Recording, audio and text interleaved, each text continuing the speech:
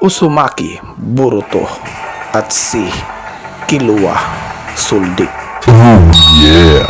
Huwag mo rin kalimutang mag-subscribe, like, comment, and share. Kaya ano pang hinihintay? Let's go! Si Uzumaki Boruto ay isang naging bunga at nag-iisang lalaking anak ni na Princess Hinata at Hokage Uzumaki Naruto. Uh-oh! Si Killua Soldic naman ay galing sa angkan ng mga Soldic na pinakamalakas na mamumunong pamilya sa pelikulang Hunter x Hunter. What? Parehong bata to si Killua at Boruto na may namanang malakas na kapangyarihan na galing sa kanilang mga pamilya na kayang pumatay ng libo-libong kalaban.